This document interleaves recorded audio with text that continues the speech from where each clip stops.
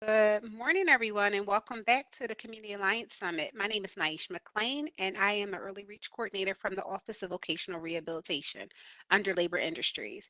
Before we head into our next session, PA Utility Law Project, for short Pulp, and have our speakers introduce themselves, here are a few housekeeping reminders and WebEx system instructions. During the session, please use the Q&A function and chat function for questions and comments at any time throughout the session.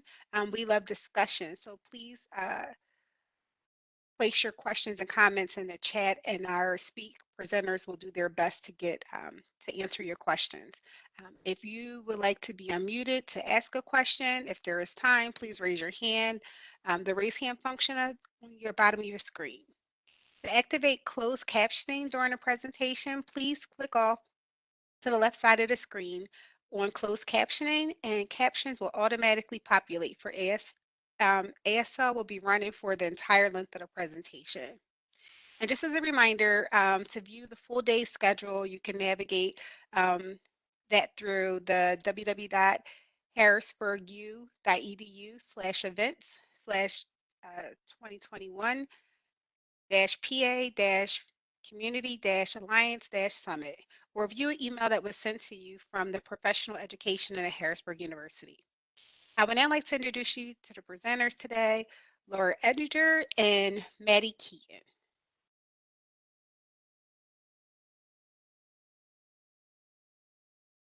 Hello everyone, can you see the title slide of the PowerPoint? No, we are only seeing a black screen. Can you try sharing it again, please? Sure, I've tried to share it several times, but I guess... I could see it the first time.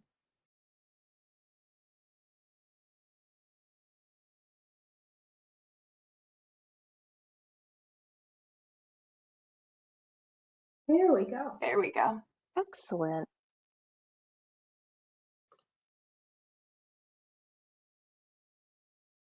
All right. Hello everyone. My name is Maddie Keaton. Apologies for that rough start. We're having some technological issues this morning.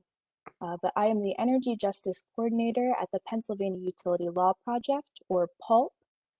I am wearing a tan colored shirt with an orange colored cardigan. I have glasses. The background of my space is just my living room, so you can see my couch. You can see a bookshelf in the background and my dining room table. And my pronouns are she, her.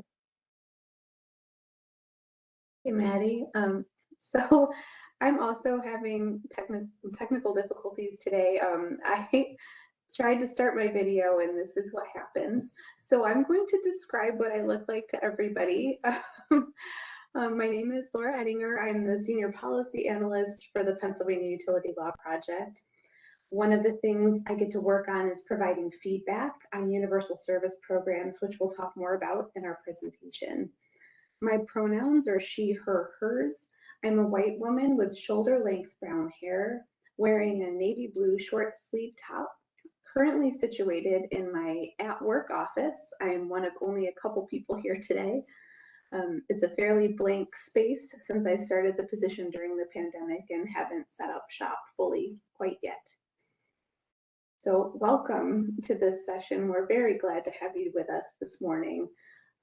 We think it's important to let you know that Maddie and I are not attorneys, and the information we'll be sharing with you this morning is not legal advice. Our goal here is to introduce ourselves to you and share info about the work that we do. And we're pretty new to this space, to this community of advocates. So we're really happy to be learning more about you and to finding the places in our work that intersect. Given the time limit for presentations and with the volume of information we'll be sharing today, we want you to know up front that we would love to hear from you, even if we don't have a chance to have a question and answer at the end. We welcome your stories and any feedback that you would like to provide to help us better serve and connect. So next slide, please, Maddie. So about Pulp, as we mentioned when we were introducing ourselves, Maddie and I work for the Pennsylvania Utility Law Project, or Pulp. That's the acronym we frequently use when we share where we work. What is Pulp? We are a small nonprofit organization with a huge mission. We assist Pennsylvania's low-income families to connect and maintain safe and affordable utility services to their home. We are a staff of 5 attorneys, 1 paralegal, and Maddie and I in the roles we identified. Together, we represent groups and individuals. We evaluate and monitor policy. We advocate. We provide education and outreach, and we provide support to legal and social service providers. The next slide, please, Maddie. So, how does utility access fit in the context of recover, rebuild, and reform? Some of you may have experience with utility access issues. Some of you may have started hearing more about utility access at the beginning of this pandemic when moratoriums were put in place to prevent shutoffs. And for some, this may be a brand new topic. We hope to cover enough ground that you walk away with more information than you started with today. So recovering, to us, that's focused on the more immediate, urgent needs of utility customers with limited income. The immediate need for utility access recovery is ensuring as many people as possible stay connected to their utility service. To begin the process of rebuilding, we are identifying lessons that we're learning as we go as the pandemic progresses. Later in our presentation, Maddie will show some maps highlighting the disproportionate impact of the pandemic on Black and Brown communities. And we can work to rebuild by strengthening our universal service programs, which I mentioned in my intro, and Maddie will also provide more detail on later. Essentially, universal service programs are designed to provide programming for utility customers with limited means to ensure that they can afford to pay their utility bills and so they can keep their electricity on and their heat on. Rebuilding also involves working closely with community partners, sharing information and resources so that the program information is reaching the people in need. Reform involves looking at the whole picture, identifying gaps in services, looking at how different policies can be tightened up, really getting at the heart of addressing energy poverty and utility insecurity, going beyond existing programs and advocating for utilities to be a right, meaning no one should lose access to life-sustaining utility services due to their inability to pay. Next slide, please, Maddie. This slide, this is called the importance of utility access. This slide shows a graphic centering a happy, healthy home surrounded by utilities. Utility services include electricity, heating and cooling, water, including safe drinking water, wastewater, sewer, and telephone. Internet is also included, and while internet is not legally deemed to be a utility, we feel strongly that internet is not a luxury item. In fact, it's necessary to sustain life in the 21st century. At no time was that made more clear than during the last year and a half. Next slide, please. Utilities are essential. Your electricity can power chairs and scooters, electric wheelchair lifts. It can power your refrigerator so that your medications that need to be refrigerated can be. Powers CPAP machines. It powers oxygen that requires electricity. Heat and cooling. Some folks are more physiologically sensitive to extreme temperatures because of varying disabilities. Heat and cooling is important, obviously. water, aquatic therapies, having safe drinking water coming to your home, and internet video calls, much like the one we're having right now. And pre and post pandemic, utilities take care of your health and safety. They help ensure housing stability. You have them for sanitation, comfort, as we mentioned, refrigeration, drinking water, receiving emergency alerts, connection with resources, services, and loved ones. And during the pandemic, that was particularly important because we had like shelter-in-place orders. You needed the water so that you could wash your hands and keep everything clean. Telehealth appointments, which are increasing in number, working from home and Zoom school. Next slide, please, Natalie. And before I read this one, it's also important, we keep saying that utilities are life-sustaining. Utility shutoffs can affect habitability. You can't really live in a home that doesn't have heat in the wintertime. Having utilities shut off can result in homelessness. It can result in families being separated. So it's very, very important. So we invite you also to reflect on how you or those you love rely on utility service. Maybe you haven't thought too much about it before, but we invite you to reflect on that a little bit, and especially during the ongoing pandemic, like how has that impacted you? So access to internet for all. Internet access is challenging among households with school-age children and for those working from home during the pandemic. Internet's also been an important resource for staying connected to family and community members, particularly among those with health conditions. It makes it a lot easier to check in.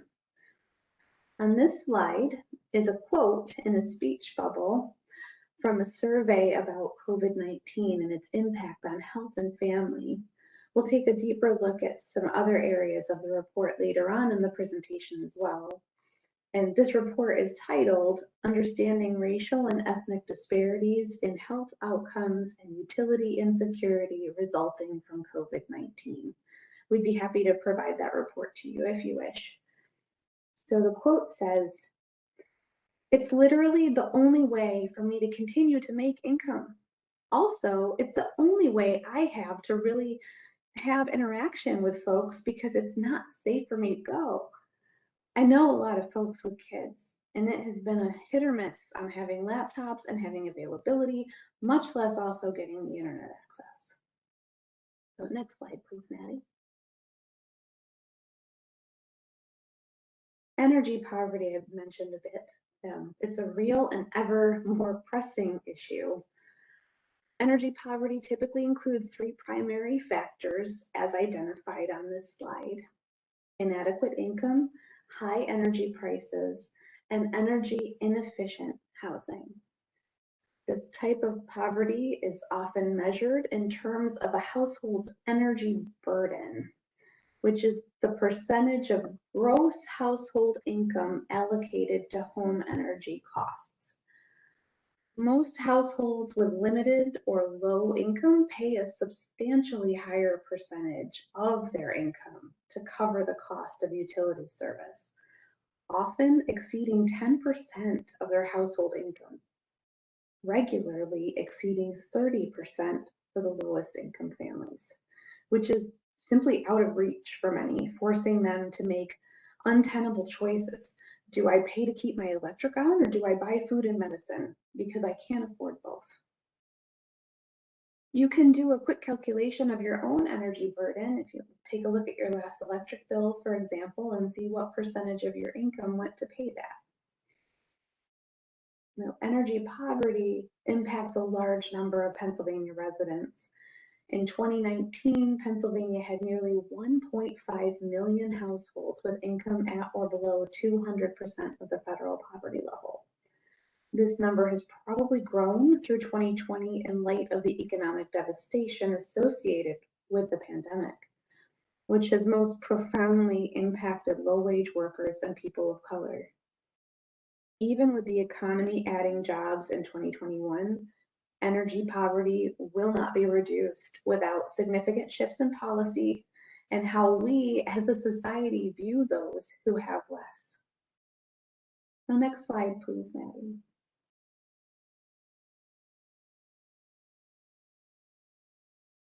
On this slide, there's a graphic depicting pre-pandemic energy poverty.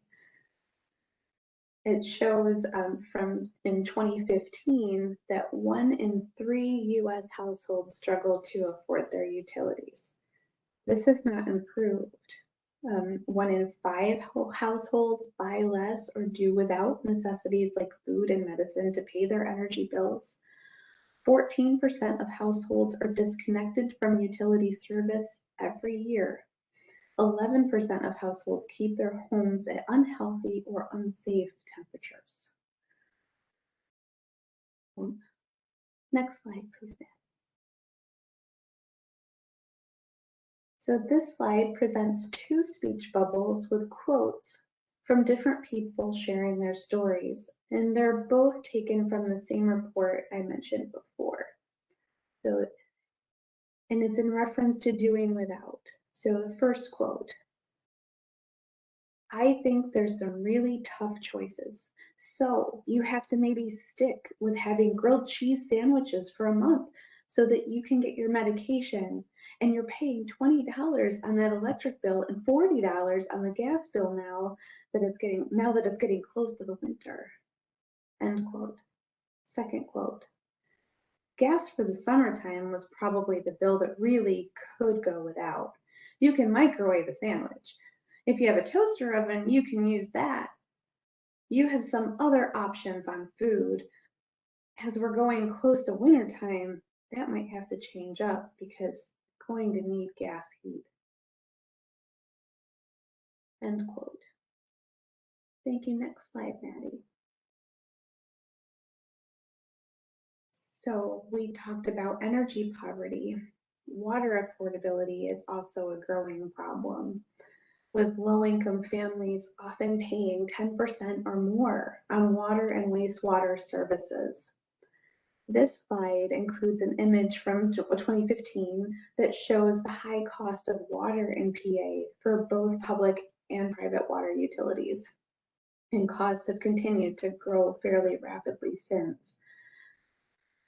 So water usage is a little bit different than your gas and electric, because gas and electric is going to be based on things like weather, like that you can't control as much. But water usage mainly varies based on household size. So not that that makes it any easier to control. So public versus private water. 1,200 plus municipal and/or sewer. We have 1,200 plus municipal water and/or sewer authorities in Pennsylvania. These are not regulated by the Public Utility Commission. There are also 3 major private water companies, which I imagine many of you probably have. There's Pennsylvania American, Suez, and Aqua.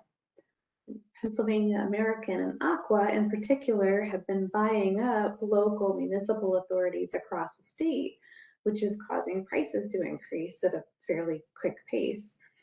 And this is happening because of a change in the law a few years ago that allowed municipal authorities to sell their systems at full market value rather than at the actual cost of the system. So suffice it to say, water affordability is a big problem too. Access to water, safe drinking water and wastewater services is necessary. So next slide, please. So this slide summarizes what I've been talking about. Utility insecurity and the pandemic. Utility service is life-sustaining, so I've said a number of times, and necessary for basic survival.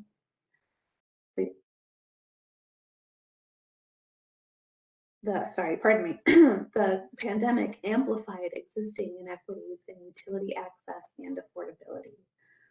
Low-income communities and communities of color have been disproportionately impacted by the pandemic for higher rates of infection, higher levels of unemployment, higher energy burden, higher rates of energy poverty, more likely to live in poor quality housing with higher exposure to extreme temperatures, mold, asbestos, lead in drinking water, and a whole host of other things. There's a link between housing stability and utility accessibility and affordability. Utility service should be available to all, regardless of ability to pay. So with that, I am going to hand it over to Maddie to talk about how we can start to rebuild from all of this. Hello, everyone. Next, we are going to be looking and taking a more detailed dive into the report that Laura shared quotes from a few slides ago. So this is really a snapshot of September 2020.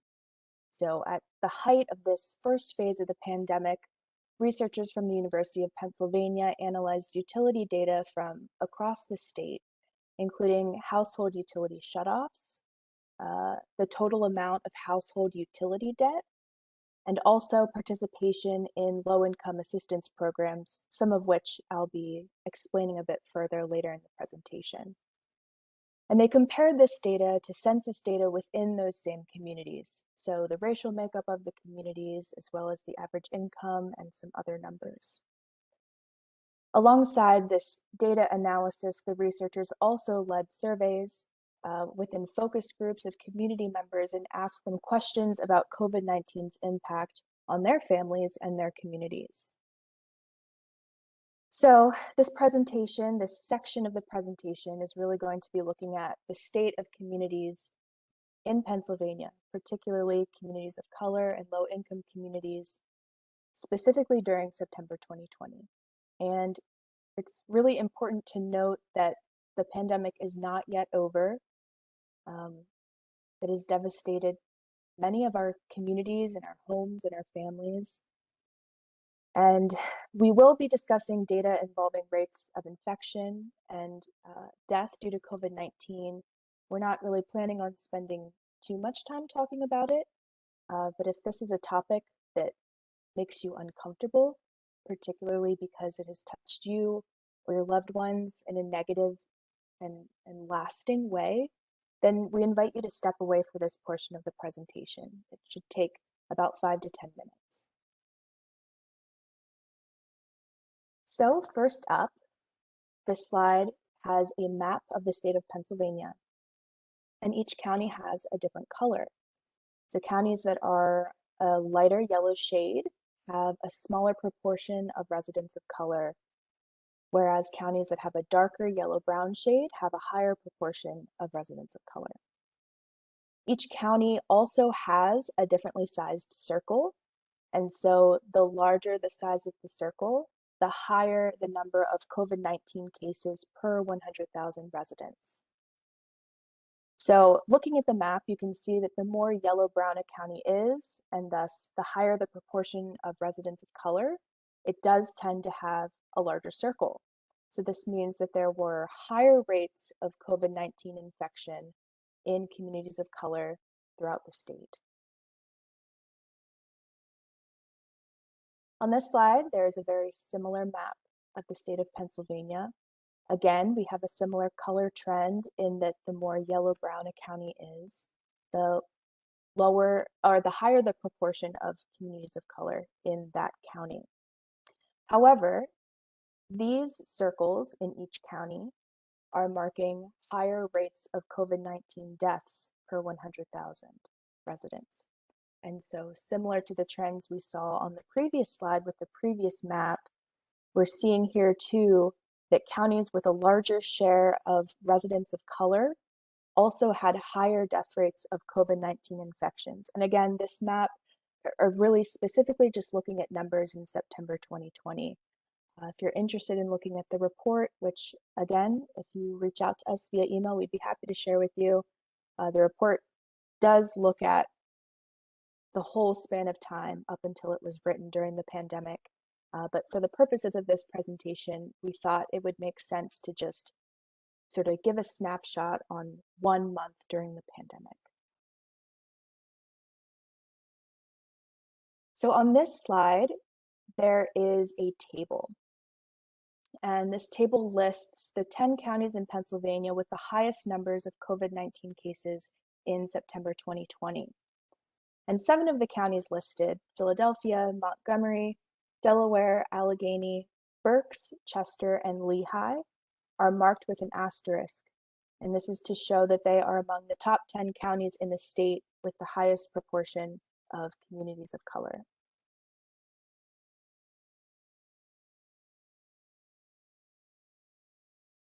Again, this slide shows a similar table with similar data to the previous slide. It lists the 10 counties in Pennsylvania with the highest numbers of COVID-19 deaths in September 2020. And again, this is just sort of a different way of looking at the maps that were shown on the previous slides. It's giving lists of numbers instead of just looking at a map of the state. And so 8 of these 10 counties, Philadelphia, Montgomery, Delaware, Berks, Chester, Lehigh, Northampton, and Allegheny, are also marked with asterisks to show that they are within the top 10 counties in the state with the highest proportion of communities of color. And so thinking back to the previous few slides, it really shows the unequal impact that COVID-19 has had on Black, Brown, and other communities of color. And I'm sure that to many of us, this conclusion is not surprising because we've seen and experienced it in our own families and communities. And when you combine this reality, this current reality, with higher amounts of utility debt, higher numbers of utility shutoffs, and less access to these life-sustaining and affordable utilities that we all depend upon, not only in our daily life, but also to keep healthy during this time, it really begins to connect the dots, showing how multi-layered systemic racism and poverty is, and how it trickles down into every area of our lives. So next, we're going to talk about utility assistance programs. Laura mentioned these earlier, and they are available for low-income utility customers. So much of our advocacy here at Pulp throughout the COVID-19 pandemic and will continue into the future has been around not only stopping utility shutoffs, but also advocating for higher enrollment and funding for low-income assistance programs. These programs are really great opportunities for customers to lower their bills, to use less energy, but they're not really widely advertised. In fact, I just learned the other day that only about 20% of Pennsylvanians who are eligible for these programs are actually enrolled. So that means 80% of people who are eligible are not enrolled in these programs, and they're not being served by them. So we hope that you can learn about at least one program that you didn't already know about, and you can share that knowledge with your friends, and your family, and your community, and your clients. So let's dive in. First up, we have bill assistance programs. And it's important to note before I start talking about bill assistance programs that all of the programs that I'll be talking about for the next set of slides are available for all utility companies that are regulated under the Pennsylvania Public Utility Commission. So we're talking about really large energy companies. I'll list some off, and some of them are probably your company. So companies like PECO, PGW, PPL, UGI, Columbia, Duquesne Light, and then some of the water companies that Laura mentioned earlier, like Aqua in Pennsylvania, American Water, and then some of the bigger authorities as well, like the Pittsburgh Water and Sewer Authority, or PWSA, and the companies in Philadelphia as well. There are also some smaller unregulated companies in more rural areas that do offer some of these programs we're going to be talking about. But most importantly, if you're not sure if your electricity company, if your heat company, or your water and sewer company offers these programs like the bill assistance program, it doesn't hurt to call and ask. And if you and your community are served by a smaller company that does not offer these types of low-income programs, feel free to reach out to us at Pulp. We have helped to advocate for and develop assistance programs within smaller municipal authorities and private companies across the state. So we'd be happy to have that conversation with you. I'm sure you'll see by the upcoming slides, but we're really passionate about these programs and pushing for them to become more accessible so that more folks can be enrolled in them and be able to afford their utility bills so that they don't face termination. So back to the slide at hand, bill assistance programs. They're also called customer assistance programs, and they have a lot of other names and acronyms, and it varies based on the company that's offering them. So again, all those large companies that I listed earlier, the vast majority, if not all of them, offer some type of bill assistance program. But if you ask about it, just say customer assistance program or CAP. That's pretty universally known as the term. In order to be eligible for CAP, you need to make below a certain income. And all programs have slightly different income requirements. It varies based on the company. And once you're enrolled in a bill assistance program, you will have a discount on your utility bill, as well as forgiveness of your debt over time as you continue to make consistent payments on your discounted bill. Next up, we have hardship funds. These are also referred to as hardship grants. And again, just like bill assistance programs, they're available at all of these major electric and gas companies and some other large water companies. In order to be eligible, again, you have to make below a certain income. You have to be facing shutoff. You have to have a minimum debt balance and have demonstrated a sincere effort in paying. And importantly, the amount that you get through the hardship grant must solve the crisis and prevent the shutoff. So just to give an example, let's say that you were on a fixed income and you recently had a health crisis and you have to pay a really large hospital bill. And because you're on a fixed income, you can't pay to also keep your lights on. That would be a situation where you may qualify for a hardship grant. It can even be something as simple as increased household expenses because you've recently given birth. So there are lots of examples. It is pretty vague eligibility. And so I would say, if you think you may be eligible, it doesn't hurt just to apply.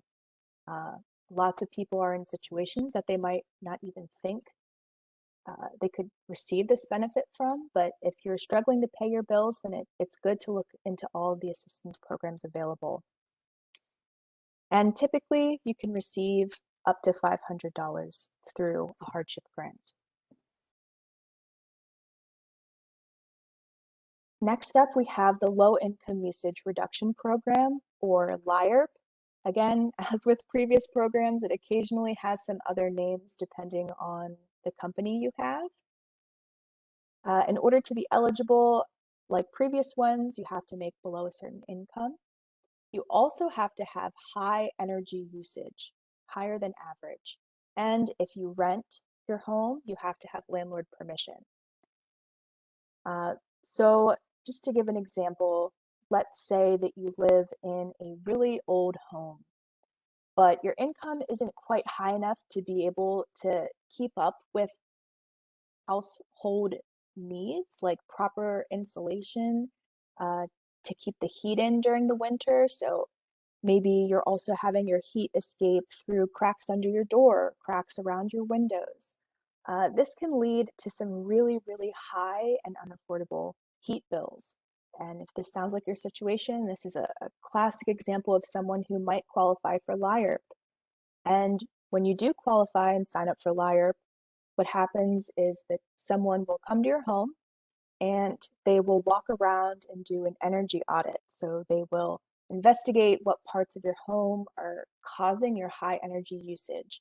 and then they will fix some or all of those issues for free. That could look like, insulation for your home, crack sealing, in your walls and around the edges of your windows, maybe even some new appliances. Uh, there are lots of possibilities that can lead to a more energy efficient home, and more energy efficiency equals lower heat bills. We also have the Weatherization Assistance Program, or WAP.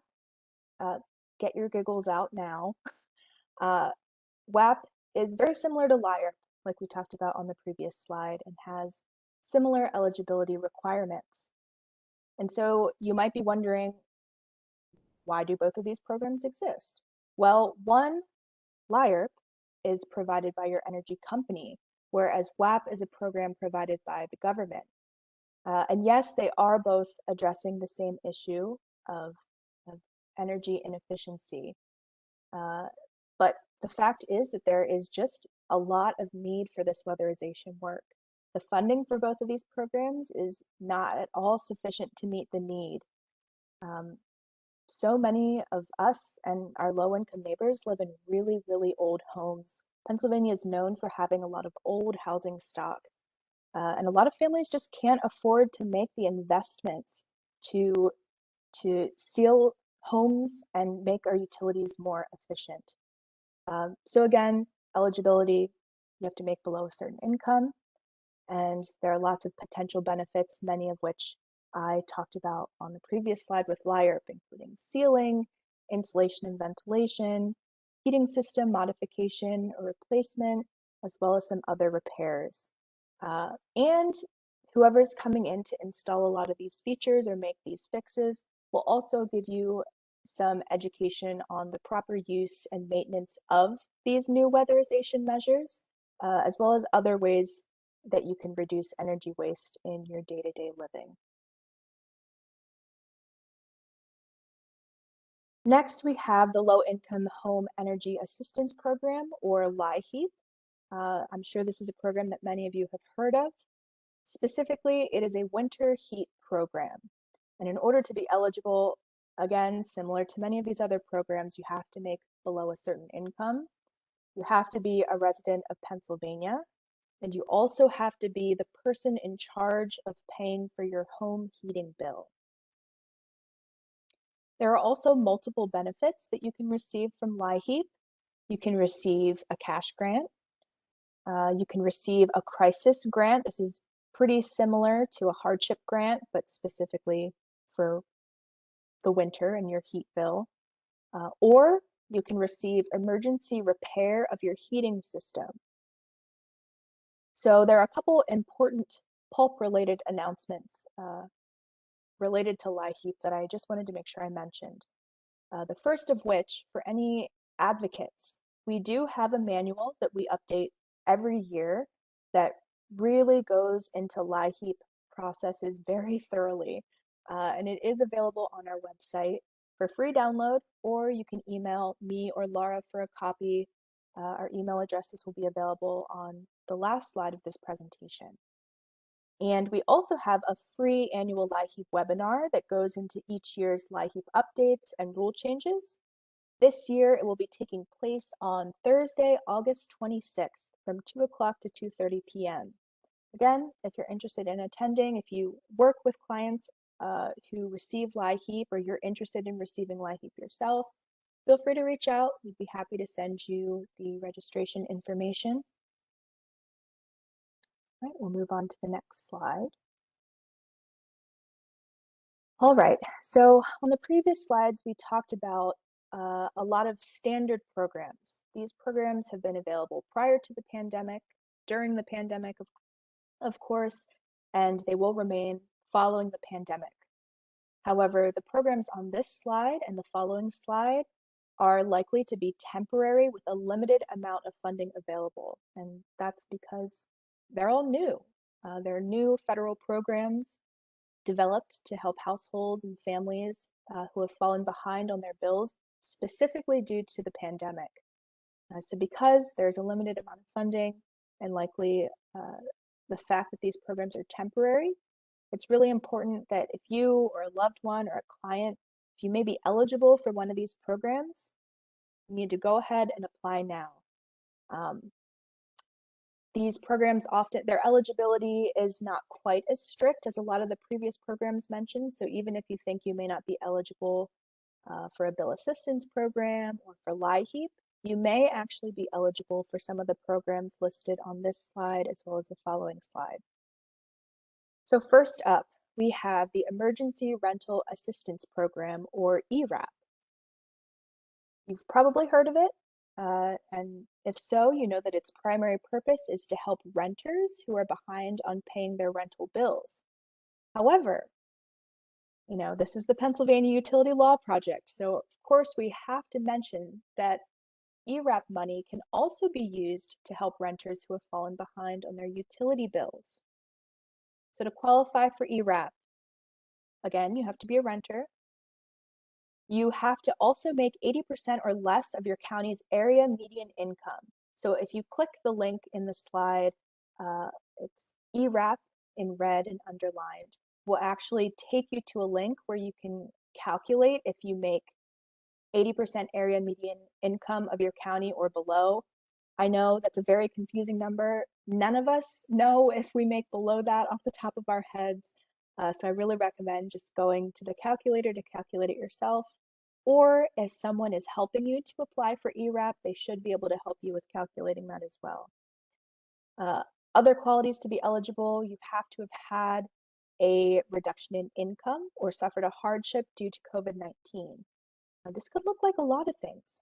The pandemic has touched all of us in unique ways, but also some really common ways. So maybe you have less hours at your job or have lost your job entirely because of the pandemic. Maybe you've suffered a death in your family or have had some health complications. There are lots of areas that could qualify as a hardship or reduction in income. Some of the benefits: you will receive a grant to help pay not only your rent, but again, your utility debt. And it can also be used to pay for rent and utility bills up to 12 months after your application is accepted. And actually, it was recently announced that this will be expanded to 18 months. So you can apply through Compass online or through your local county administrator. And I see some folks that are asking questions in chat about these programs. And Laura, if you wouldn't mind, we can be putting the links in from this slide into chat for those who are interested as well. More information about your county's contact can be found in the link on the slide as well. We also have the Low-Income Household Water Assistance Program, or LIHEAP, not to be confused with WAP, the Weatherization Assistance Program, or with LIHEAP, as previously mentioned. This is specifically a program to provide grants to households who are facing the emergency of being shut off from their water. It's a program that's currently in development. It's designed, again, for water and sewer bills to prevent the shutoff, and eligibility is also really similar to previously mentioned programs, but it is important to make note that if you received LIHEAP assistance during the 2021 fiscal year, you are actually already automatically eligible for LIHEAP. And so funding for this program, it'll likely open for applications starting January 1st, 2022. And next up, we have the Homeowner Assistance Fund, or HAF. Again, this is similar to ERAP for renters, except that HAF is specifically for those who are behind on paying their mortgages. Pennsylvania was given $350 million for this program, so we're really hopeful that a lot of families and a lot of homeowners will be able to benefit from it. It's important to note that we do not yet know for sure whether or not HAF will also be available for utility debt like ERAP is, but we are hopeful for it. We're in the process of advocating for it. We're really hoping that it'll be able to cover those who have fallen behind on their utility bills as well, who own homes. This federal program is not yet available. It'll likely open this fall, and we are waiting for updates to see as we hope that it opens sooner rather than later. And sorry, you can hear my dog. He's having a bad dream beside me. He's huffing and puffing. Lastly, before I hand the presentation back to Laura, we have the Emergency Broadband Benefit, or EBB. $3.3 billion in federal funds were given to help households access internet service. We really stressed that a lot throughout this presentation, how important internet service and broadband has been throughout the pandemic. Of course, many of us knew this prior to the pandemic as well, but we've especially seen it during this time. And in order to qualify, you must qualify for at least one of the programs listed under eligibility, and these include Lifeline, free or reduced school lunch, your broadband provider's existing low-income or COVID-19 program must have had a substantial loss in income since March 2020, and income under $999,000 annually for a single filer, or $198,000 for joint filers, or you have to be a Pell Grant recipient. So there are lots of ways in which you can be eligible. You don't have to be eligible for everything on that list, just one.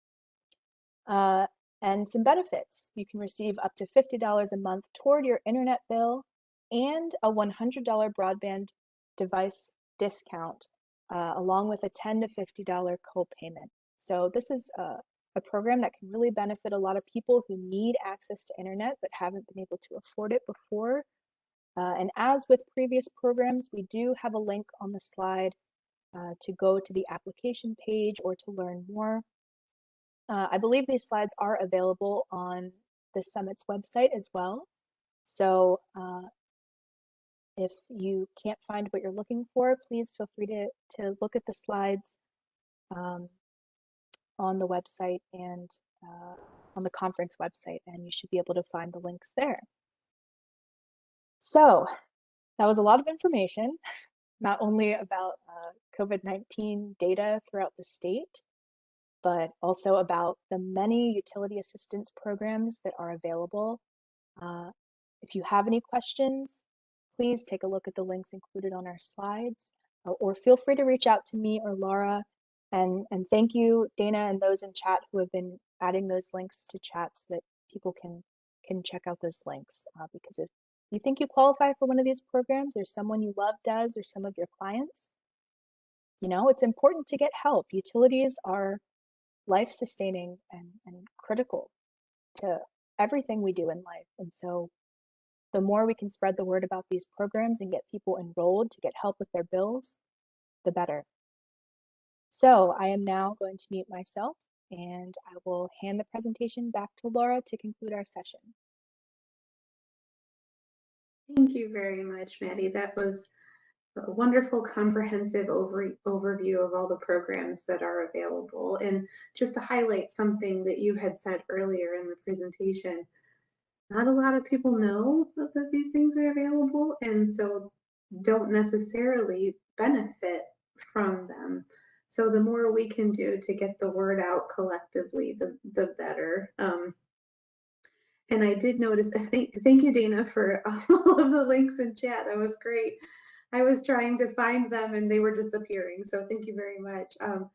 And I did see, and I hope I'm saying this correctly, Jaritza Nguyen asked to have the LIHEAP webinar link sent. So I just wanted to respond to that. We will make sure that we send the registration link to that webinar to you. And to anyone else who would like to receive it, please just throw your email in chat. That would be enormously helpful. So moving on to complete the rest of our presentation, how can we start to reform? Like, we've got all these amazing programs, and even with having all of these programs, it's still not enough to make bills affordable for people to pay. It's not enough to keep them connected. because every one of these programs has its limitations. So we need to keep working. We need to keep working hard. And let's see, so we can expand low-income household access to free residential energy efficiency programming. This includes weatherization and home health and safety measures. And I know Maddie talked a lot about the LIHEAP program and the weatherization program and how those things kind of work together. So if people go in to do like perform a LIHEAP service installation on a home, and if the home has a leaking roof or something that a health and safety measure in the home that prevents them from installing the LIHEAP measure, then they wind up not benefiting from the program, from the LIHEAP program, because the energy efficiency measure can't be installed per the program guidelines if there's something wrong, like to that, like a leaking roof, pardon me. So just something to point out, that's one of the ways we can work to kind of harmonize programs and make sure everybody's getting what they need. We can work with water utilities to develop new customer assistance programs and improve the affordability of existing programs. And we can improve and build our advocacy partnerships, communicating with an expansive network to share resources and consolidate support. So next slide, please, Maddie. So how do we advocate? So utility issues overlap with a number of other social justice issues. And it's important that we're all working together. Housing, utility, environmental, all of these things intersect. We have to keep an eye on the big picture while working out the details in our advocacy. So it's important that we understand how we got here, so we learn from missteps rather than repeat them, so we can create better policy. And on the slide is a short list of how we advocate for change and work with our partners. Some of these things may work for your organizations as well, and we would be happy to talk with you more about that. The first step in advocacy is understanding why this is so important, and that's what we were conveying today, and how this issue intersects with so many others. And we'd be happy to provide whatever resources we have that are available. Next slide, please, Matt.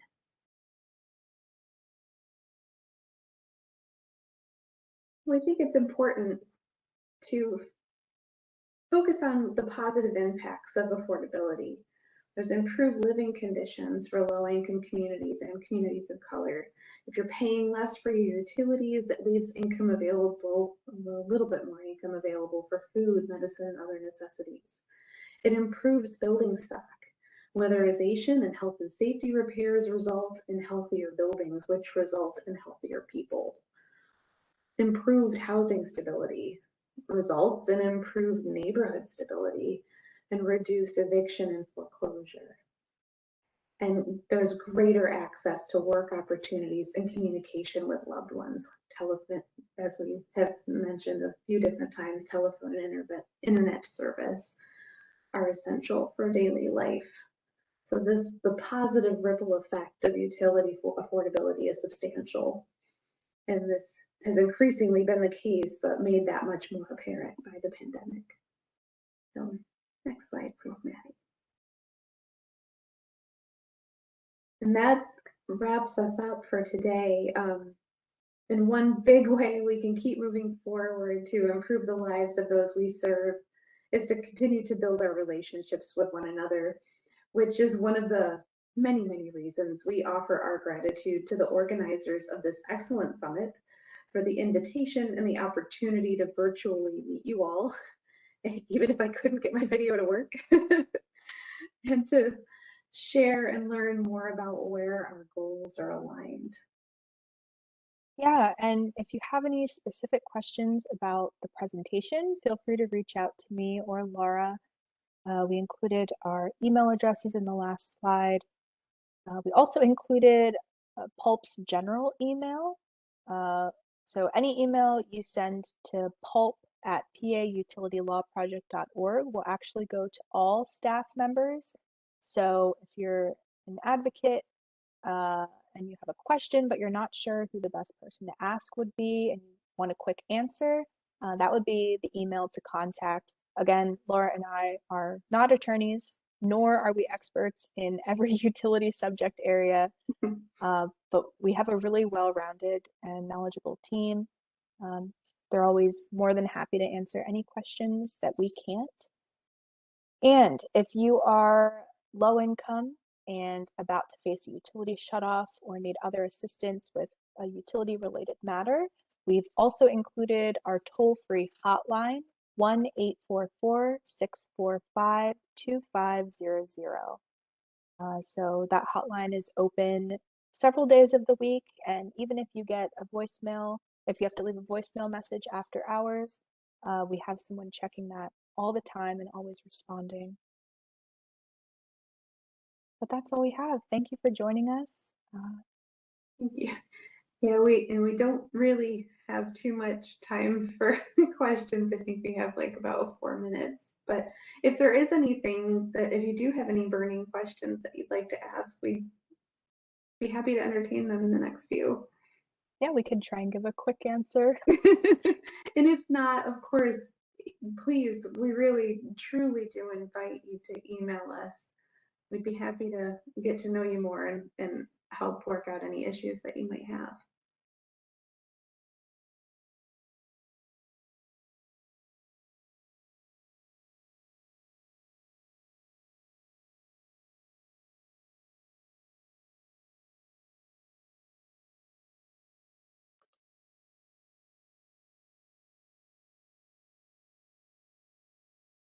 Well, not see anything in the chat. I just wanted to say thank you to Laura and Maddie for presenting information about Pulp. We are appreciative of all that you shared. I myself was screenshotting and snipping tooling and sharing information with my coworkers who were unable to attend this session. Oh, great. At this time, we're going to take a 15-minute break. We will return at 11:30 for pop-up talks. And again, you can either choose to go to track 1 or track 2. If you're going to stay in track 2, just continue to just stay right here. Don't log off. But if you are planning to leave us now, or we say thank you for coming. Thank you for joining us. And also remember to complete the survey, which will be emailed to you. This is a 2 to 3 minute survey, and it will help us to improve the summit year after year. Again, thank you to Maddie and thank you to Laura for taking the time to present to us. And we will see you guys in 15 minutes if you're returning. Thanks for having us. Thank you very much.